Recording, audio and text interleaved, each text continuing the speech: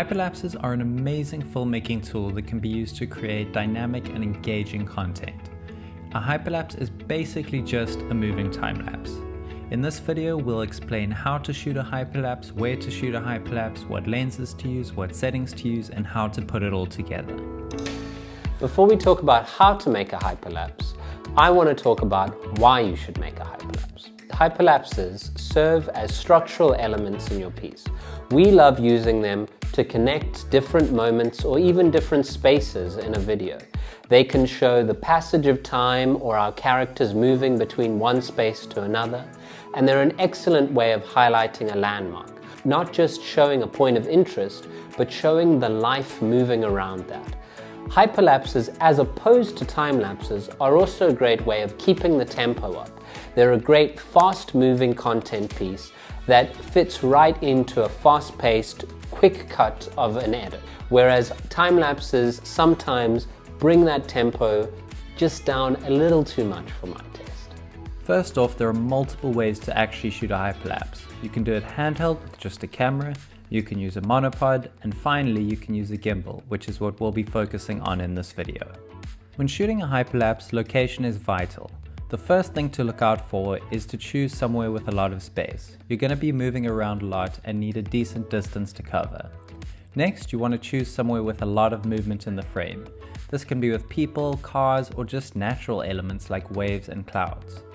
So one of the things that makes Sony cameras so perfect for shooting hyperlapses is the interval shooting function, which you'll find in all the new Sony cameras like the a7 III, the a7R III, the a6600, etc.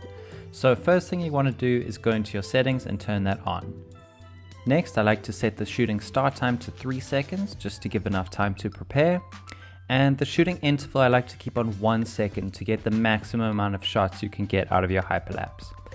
So for the number of shots, I like to do it on something really high, like 2000, just so that I always have more than I need and I can stop the hyperlapse whenever I want. Then I like to have silent shooting off because hearing the shutter actually helps with your rhythm and maintaining the same speed while moving. So now we're getting into the file settings and the exposure settings. I always like to use RAW and JPEG just to have the option of both.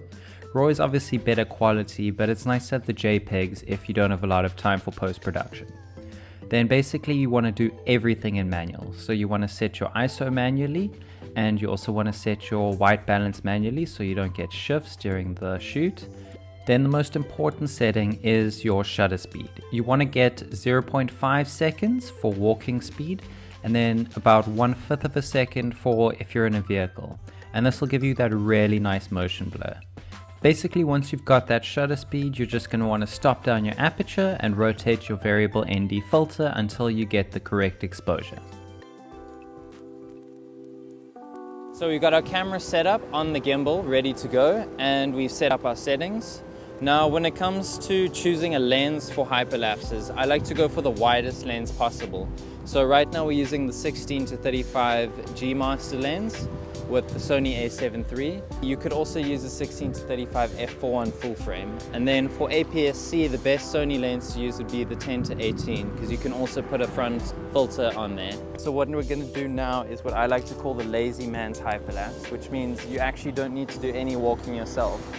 You just need to be on some type of moving vehicle. That can be like a train or a bus or, in this case, a car. And the only difference for that is you're going to want to set your gimbal to pan follow mode so that when you go around turns and corners, the gimbal is going to actually follow the road for you.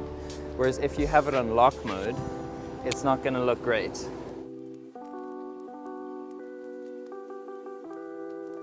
So this is the final result of doing that hyperlapse. You'll see the 1/5 of a second shutter speed gives a really nice smooth motion blur, and it creates a really dynamic and moving shot. Cool, so we're in the city now at this fountain, and we're going to do a revolving or point of interest hyperlapse. And basically all that means is we're doing a hyperlapse where we're keeping our subject in the center of the frame and moving around it at the same time. So there's two ways you can do this. The one is to have the gimbal on follow mode, and basically as you're moving you just need to keep the subject in the center of the frame. Or what you can do, which I prefer, is to program it in the app for a moving time lapse. and set start and stop points for where the camera will start and end the time lapse. As with every walking hyperlapse, it's really important to maintain a constant speed while moving. It does also help to take small steps while moving just to maintain the gimbal's height and get it nice and smooth. And this is the final result of that hyperlapse. You'll see the 0.5 second shutter speed creates a nice motion blur, and it's quite an interesting shot to use in a video. The last hyperlapse we'll be outlining in this video is also one of the simplest and best. It's the straight head-on hyperlapse. All you need to do is set your gimbal on 3-axis lock mode and walk through your environment. The more movement around you the better, and remember to take small steps and move at a constant speed. If you followed all the other instructions in this video, you should end up with a really good looking hyperlapse. And this is the final result of the hyperlapse. I would have preferred if there were more people in it to get a bit more movement, but it still came out really well. When it comes to post-production for a hyperlapse, it's actually pretty simple. If you're working with the raw files, you're going to first want to process them in an editing software like Lightroom and then export them to JPEGs. For this video, I'm actually just going to skip that step and use the JPEGs I got out of camera. What I do is import them into Final Cut Pro and create a new sequence clip from them, and then you need to retime the clip to be in line with your frame rate. So I've taken about 400 photos here, and if I divide that by my frame rate of 25 photos per second, it means that I need to retime the clip to about 16 seconds. Once you've done that, you can actually see what the clip looks like and if it needs stabilization in post. Sometimes the gimbal doesn't quite do enough on its own and needs a bit of help. You can either use the inbuilt stabilization software on the program you're using, or the best result will come from Adobe After Effects. All you need to do is import the clip into After Effects and use Warp Stabilizer. So to fine tune it a bit, you can adjust your stabilization percentage for Warp Stabilizer, and once you're happy with it, you just need to render it out and you have your hyperlapse. Something to remember when making a hyperlapse is use it for what it is. A hyperlapse is a time-lapse that can go anywhere. So you have the dimension of movement and the dimension of time. So use that to move yourself across a space and also show the passage of time in that space. Don't just think of them as time lapses or video that you've sped up. Use them for what they are and to the best of their ability and potential.